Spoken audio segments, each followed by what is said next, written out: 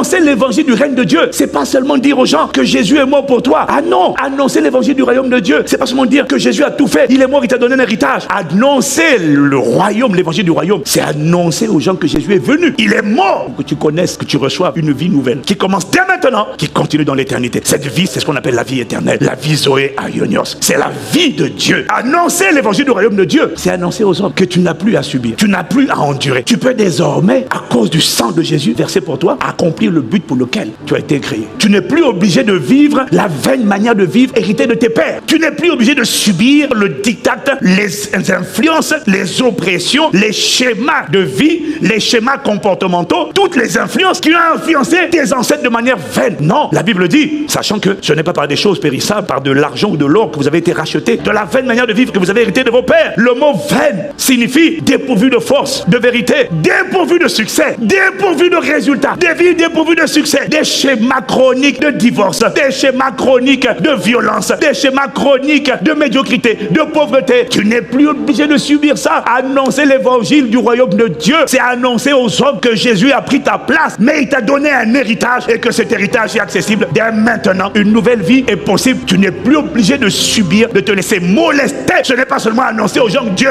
t'aime, c'est plus que ça. C'est annoncer aux gens que tu peux maintenant vivre une vie différente. Oh, tu peux complètement changer le cours de ton histoire. Pourquoi? Parce que le règne de Dieu, la Pentecôte, c'est Dieu qui revient aux commandes à l'intérieur de toi pour te rendre capable d'être ce que tu étais censé être et pour te rendre capable d'accomplir ce que tu étais censé accomplir. Ça, c'est la Pentecôte. Avant la Pentecôte, il y a la Pâque, mais le message de Jésus ne s'arrête pas à la Pâque. En vérité, il m'a dit de te rappeler que la Pentecôte vient achever, vient boucler la boucle, vient finir, vient couronner la mission de Jésus-Christ. La Pentecôte est la raison pour laquelle Jésus est allé à la croix. Pourquoi il a donné sa vie? Pour que le règne de Dieu, qu'on appelle le glorieux Saint-Esprit, puisse de nouveau revenir habiter en l'être humain. La Pâque, c'est le moyen de racheter l'homme. La Pentecôte, c'est le but pour lequel on a racheté l'homme. Il fallait que l'Esprit de Dieu revienne à la place. Tant que l'Esprit de Dieu n'est pas revenu en l'homme, l'homme ne change pas. Les disciples sont toujours impressionnés par Jésus. Ils disent, oh, Jésus a chassé les démons.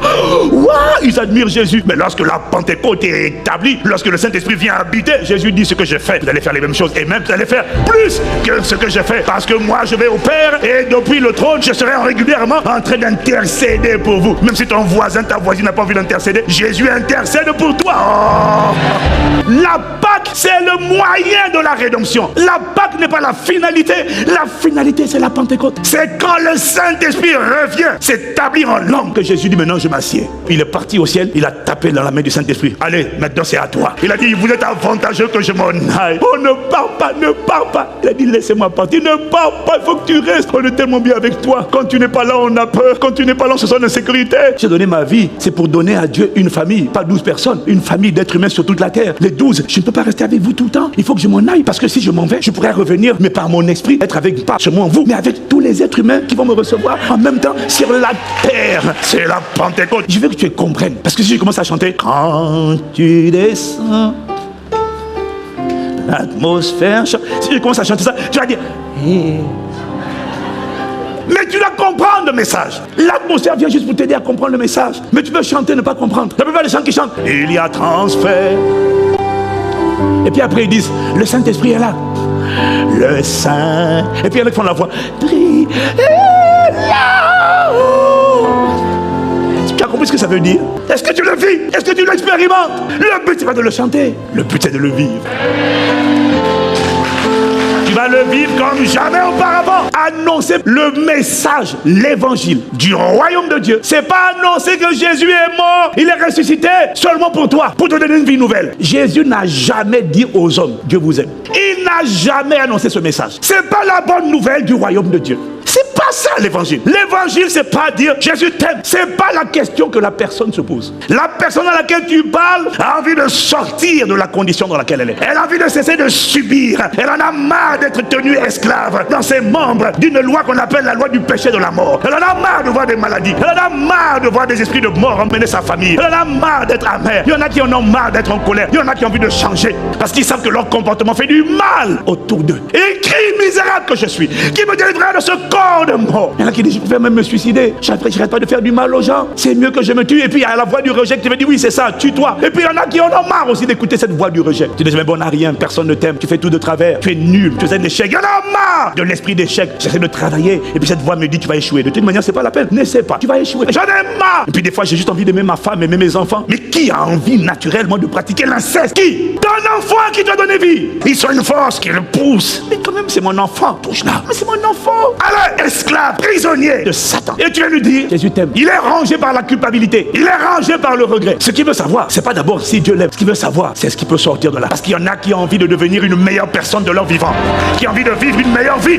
Qui ont envie de vivre une vie différente. Maintenant, il y en a dont le désir, c'est de sortir du cercle de la pauvreté, de l'esprit de pauvreté, de limitation, de restriction. Ils en ont marre de voir leur enfant souffrir. Mais comment on sort de là? Il y en a marre de subir ce que mes parents ont subi. Les mêmes oppressions, les mêmes querelles, les mêmes foyers de querelles, de disputes, de pots de bananes, de jets d'assiettes qui finissent avec les mêmes résultats, les mêmes divorces, les mêmes violences, les mêmes déchirements familiaux, la même résignation, la même peur qu'on voit dans le regard des enfants, terrifiés, terrorisés en voyant papa et maman se quereller. Il y en a qui en ont marre. J'ai pas envie de faire ça à mes enfants. Et puis même les enfants disent, j'en ai marre de voir mes parents comme ça. Si Dieu existe, est-ce que tu peux changer mes parents? Et toi tu vas lui dire, Jésus t'aime petit. Est-ce que tu te demandais si Jésus m'aime? Je veux une solution.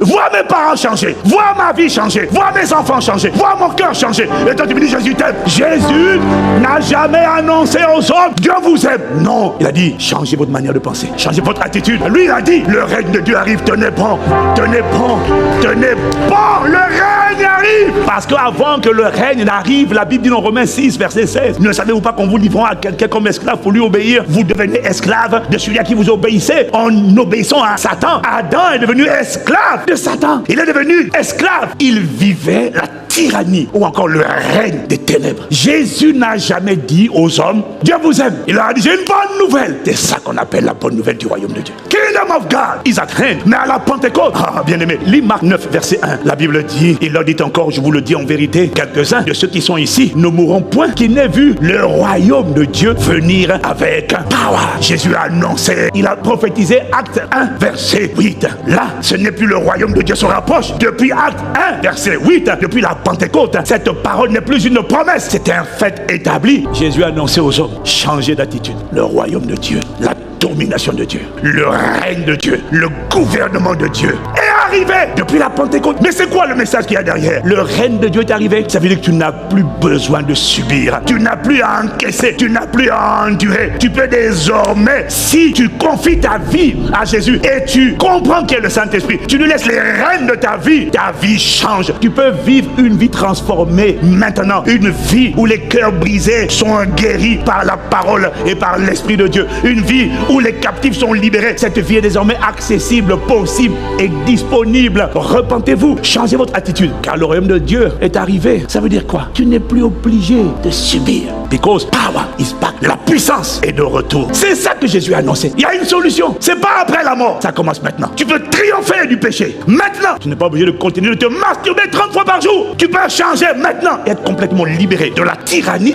du péché. Tu n'es plus obligé de subir les malédictions générationnelles. Tu n'es plus obligé de subir les blessures de l'âme qui te minent de l'intérieur. Tu n'es plus obligé de subir l'amertume, de subir le rejet, de subir la peur, de subir l'esprit d'addiction. Tu n'es plus obligé de te shooter. Tu n'es plus obligé de fumer. Tu n'es plus obligé de commettre l'impudicité et toutes les différentes formes d'immoralité. Tu n'es plus obligé parce que la capacité de Dieu par le Saint-Esprit est revenue. Mais il faut seulement que tu changes d'attitude. Tu changes ton système de pensée, que tu arrêtes de chercher les choses, mais que tu décides de demander lui, de chercher lui, de frapper auprès de lui. Colossiens 2:10 dit, vous avez tout pleinement en lui, qui est le chef de toute autorité et de toute domination. Et la version Nouvelle Bible Seconde dit, vous êtes comblés en lui. Change d'attitude. Je sais que tu cherchais les marabouts, je sais que tu cherchais les hommes, tu cherchais les scientifiques. Je ne te dis pas de ne pas chercher la science. Non, non, non. Mais cherche Dieu. Il est tout ce dont tu as besoin. Tu as tout pleinement en lui. Tu as la guérison en lui. Tu as la sagesse. Il est la source de la sagesse. Il est l'esprit de paix et l'esprit de joie. Mais lui, sa joie ne dépend pas des circonstances. Sa joie ne dépend pas des bonnes nouvelles. Lui, pour te rendre joyeux, il n'a pas besoin que tu annonces une bonne nouvelle. Pour te rendre joyeux, il a un secret. Mais pour vivre cette joie, il faut que tu appliques son secret. Pour que tu sois tout le temps joyeux, il te dit rends grâce. En toutes choses, ça va pas? Rends grâce. Je vais te montrer comment on peut faire sortir net dans ton cœur une joie indescriptible et pleine de gloire. Elle ne dépend pas des situations, elle ne dépend pas des circonstances.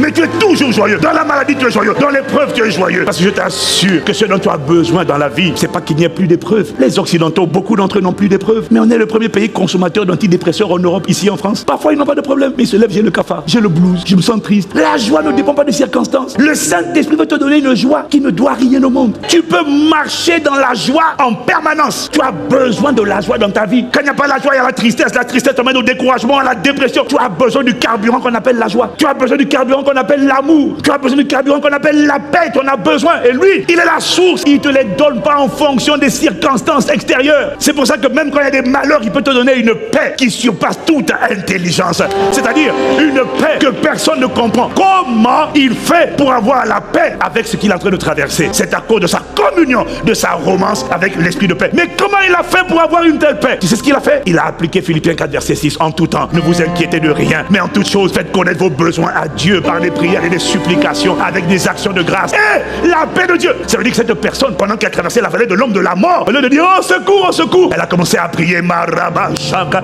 elle a commencé à adorer, elle a commencé à célébrer. Quand tu descends,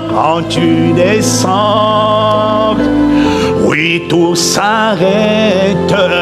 Il y a la maladie, les oppressions, la confusion, les voix qui m'oppressaient se taisent. Quand tu te manifestes en moi, oui, tout s'arrête. Il y a transfert, il y a dans la maladie, dans la vallée de l'homme de la mort. Au lieu de te plaindre, au lieu de t'apitoyer, il y en a qui parlent à Dieu, qui louent Dieu, qui célèbrent Dieu. On m'a refusé le boulot, on m'a refusé le mariage, mais il y en a qui continuent de bénir et dire le Saint-Esprit, tu es là, j'ai tout pleinement en toi, le Saint-Esprit. Tu n'es plus obligé de subir. C'est ça, annoncer aux gens. Le règne de Dieu est là. C'est annoncer aux gens qu'une vie est possible, une autre vie. C'est pas la vie après la mort. Elle va continuer après la mort. Elle commence maintenant. C'est ça l'évangile. C'est pas Dieu t'aime. C'est ta vie peut changer. Je ne peux pas te promettre que tu vas guérir, mais je peux te promettre que tu peux connaître la joie indescriptible, pleine de gloire dans cette maladie. Je ne peux pas te promettre les choses extérieures. Je ne sais pas ce que Dieu va faire, mais je peux te promettre que quand il te remplit, tu expérimentes ce qu'on appelle la paix de Dieu, la joie de Dieu, l'amour de Dieu, la bonté de Dieu. Tu es colonisé à l'intérieur par le caractère de Dieu.